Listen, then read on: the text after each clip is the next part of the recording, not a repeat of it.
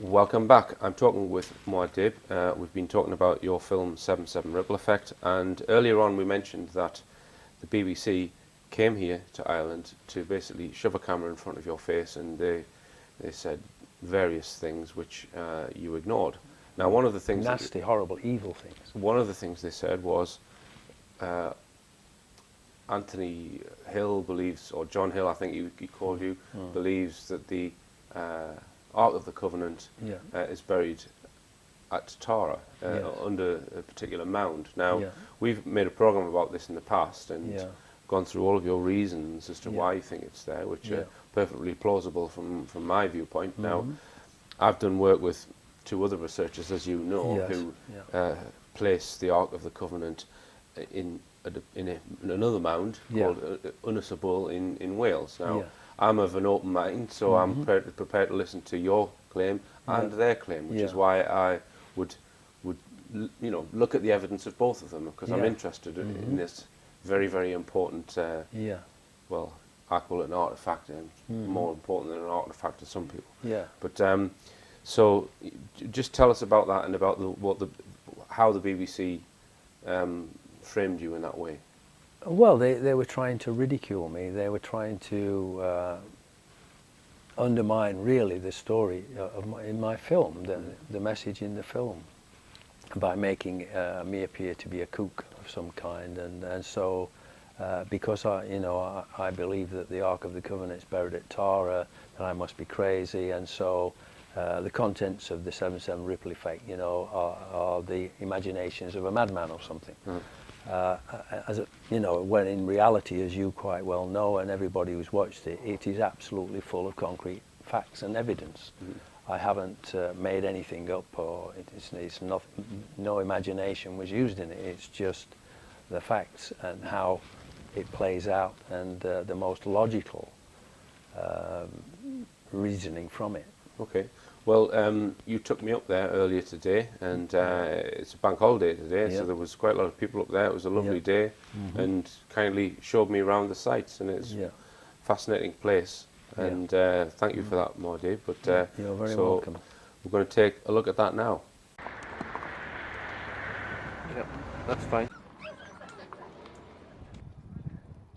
This is the seat of the High Kings of Ireland. This was the seat of government before it was moved to Dublin. So the ancient history of Ireland is centred around this hill, the Hill of Tara, which is a corruption of the Hill of Torah. And Torah is God's law that Jeremiah and Queen Teotefi brought from Jerusalem in the Ark of the Covenant here to Ireland and instituted in Ireland.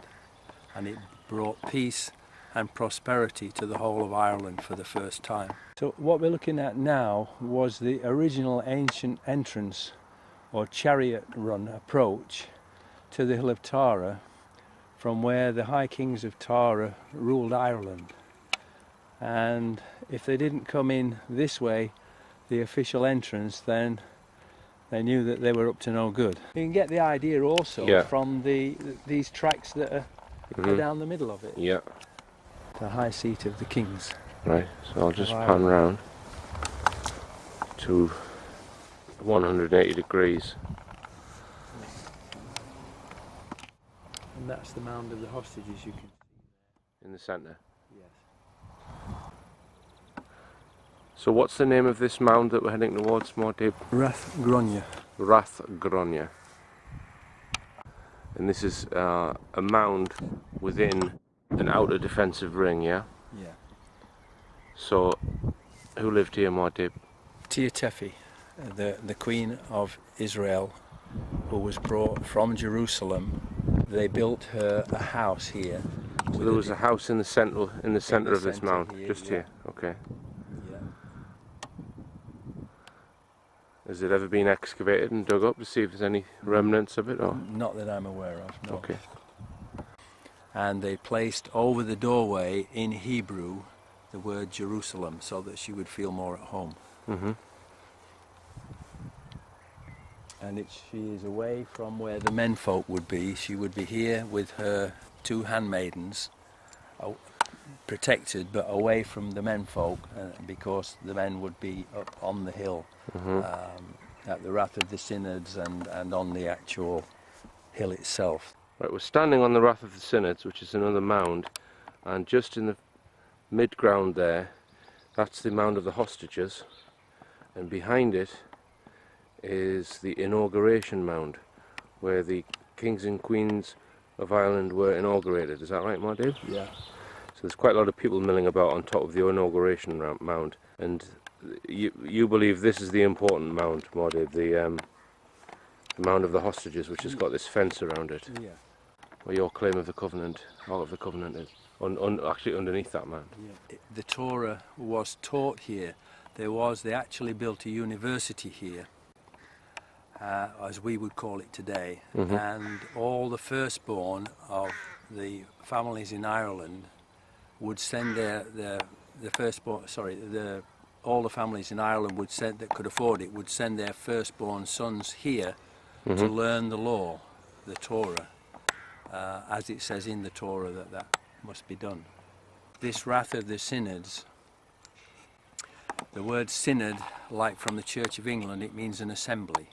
So this was the fort of the assemblies where all the regional kings of Ireland would meet 3 times a year, as it specifies in the Torah, in the law. They would meet here 3 times a year, and then they would discuss what was happening in Ireland, if any of them needed help, or how to sort out disputes and all of that. They would all assemble, and they would sort out any problems. So the Mound of the Hostages, that suggests to me there were some hostages who were killed and buried there, is that right? Or that's one of the stories from a later period, from the time of Niall. But in actual fact, if you look in the Bible, it refers, in Chronicles in the Bible, it refers to the Ark of the Covenant and the treasures from the temple as being the hostages. Right. And those are that's the real way that it got its name. Okay. And just to play devil's advocate, MUAD DIB, you saying that the Ark is the hostages. Is that your own contention, or are there any other scholars who would? There are other people, yes, that over many years have said the same thing, that the Ark of the Covenant is buried here, and I'm going to explain that this goes back at least to the 1800s. Okay. In 1898, some people calling themselves the British Israelites, who'd researched some of the ancient writings, and they'd found one clue to the location of the Ark of the Covenant, and that clue said that it was buried in the south of the Rath of the Synods.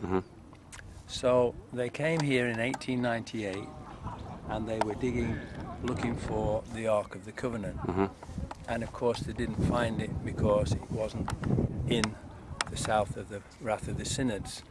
In the parlance of that time, in the south of meant to the south of the Rath of the Synods, and from here to the south coast of Ireland is, technically speaking, in the south of the Rath of the Synods. So that one clue doesn't tell you anything really. And so when I arrived here in 1998, I was told that the story that oh no, it's not there because the British Israelites dug here in 1898 and they found nothing. And so they said that I was wrong, and have tried to ridicule me.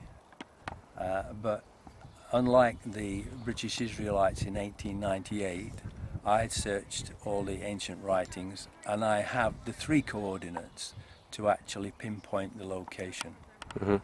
And I have been trying to persuade the Irish Ministry for Heritage to allow me to recover the Ark, because this is a protected heritage site, and you can't turn a blade of grass without a license or a permit from the government. Big fence around it for some reason. Yeah. Very interesting idea, isn't it? Yes, yes. Is that why do they not want people in there then? Well, they say that they're doing repair work, but it looks more like a building site. I'm standing directly to the north of the Mound of the Hostages, and you were saying that someone a few years back was actually had a dig here? Yes, it was an Irish archaeologist called Helen Roach. In 1998, when I arrived, this area, she was digging here, this area was all exposed, all just earth, and there were iron and bronze remnants from a foundry here. And she worked her way towards the Mound of the Hostages, getting closer and closer to the Mound of the Hostages, and still finding iron and bronze remnants. And then they stopped her from digging. A ridge where? There's a ridge here where my foot is. Okay. Just there. Ridge there. And she dug all this area here, under that bank and here, and kept digging closer and closer to the Mound of the Hostages. And it's very difficult. You can't really see the lines now, but she got closer and closer to the Mound of the Hostages, and still finding remnants from the iron foundry. And had to stop, because if she kept going and was finding these iron deposits up to and under the mound, it would have proved conclusively that the Mound of the Hostages is not Stone Age, that it's actually Iron Age. I'm very interested to see if there's a notice explaining why there's a fence on this MUAD DIB. Okay. So see if we can find one. So it's saying conservation works at the Mound of the Hostages. So where they've actually removed earth at this entrance and the turf, they've just piled it up over here behind the mound, and just there's weeds growing on it. Alright, so we're just at the fence here, and there's some boards here showing us what it actually looks like behind the plastic, which is a little entrance, a little stone entrance with a gate. A shame to come all this way to see they've got plastic over it. Turn it into a building site. It's a shame. They've been doing something. Yeah. And I've had Irish people who have followed my story for a number of years, and believe me, who think that they're using this as a pretext to investigate my claims. Right. And without publicising that Okay. fact. Otherwise, why would they be digging holes? Oh yeah. And there's another one over here. Stand up on there. And there's another one where, did you say? Another one over here to the right, but you can't see it. I can't see that one, but I can see that one there. So it doesn't. I can't really tell whether it goes down any way, but. If you were going to repair it, presumably you would just add and solidify it. Do you think they might have actually found something in MUAD DIB and took it away? No. You don't think so? No. They couldn't, not from where they are. Right, okay. So do you think they found out any information regarding what might be there? I have no way of knowing. Right. It's not something they would publicise. It's certainly not something they would tell me. Right. All right. Well, let's go and have a look at the inauguration mound then. Stone of Destiny. Yeah, was brought from Jerusalem. It was placed here, and Queen Teotefi and the High King of Ireland were married on this inauguration mound in 583 BC, and they gave their vows standing over the Stone of Destiny. And then all the High Kings of Ireland for 1,000 years were crowned here on this mound on the Stone of Destiny. It's still considered to be the capital, the spiritual capital of Ireland. Even though Ireland is divided into the north and south, and the north is predominantly Protestant, the south is predominantly Catholic, still both of the religions, both of the people from the north and the south consider this to be the spiritual capital of Ireland. And I'm facing due north. The Ark was buried, and then the tomb was sealed until her death, and then it was opened. She was placed in with the Ark, and then it was resealed, and nobody's been in there since. and we're talking about, you know, thousands, 2,500 years. But in one of the ancient Irish documents, it says that she was buried northeast of the Forad, and the Forad is the Gaelic word for the inauguration mound. Okay, so the Wrath of the Sinners is here, the inauguration mound and Forad is here. Okay, and it says that she was buried northeast. South of the Wrath of the Sinners is the Mound of Hostages, okay, which is also northeast from the inauguration mound. Okay, and then in another one of the ancient Irish documents, it says that after her husband had buried her, he raised a mound over her, which is 60 feet by 60 feet, which is their way of saying it was a circle, and it was 60 feet in diameter, because it was the same across. And the Mound of the Hostages on the Hill of Torah is south of the Wrath of the Synods. It is northeast of the inauguration mound, and it is, or was at the time it was built, approximately 60 feet in diameter. So that tells us that that is the actual location. What happened was that they dug out, and then they built a stone chamber completely under the ground.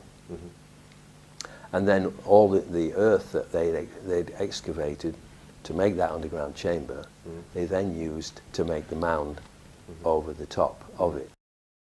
So just to finish, what do you think the chances of actually them excavating under the mound is? I mean, they've obviously been messing about with it in some capacity. Why? It's anyone's guess, but what do you think the chances of you actually seeing that being dug up is? Do you see that happening? Not where they're digging, no, because they're digging in the wrong place. Right, okay. And only I know where the right place is. Okay, I mean, you've said that it's under the mound. Yeah. But is it what you think it's even more specific than that? I know you're not going to say that, but... Yeah, I know exactly where to go. You see, they can do what they've done, which you filmed today, and what they did in 1998, which was terrible, leaving the place like a building site, similar to what you saw today. Yeah. Okay, they can do that, all of that mess, and they won't allow me to dig a little piece of flat grass that's 2 meters by 2 meters. Right. Right. Now that's how ridiculous it is. Right. Okay. All right then, MUAD DIB. Well, on that note, thank you very much for making me feel welcome here in Ireland. You're very welcome. And good luck with all of your projects and films. Thank you very much for coming. And also the 5th of November, good luck with that venture as well. Thank you very much. Okay, thank you. You're welcome. It just remains for me to say, believe none of what you hear and only half of what you see. I'm Richard D. Hall. Good night.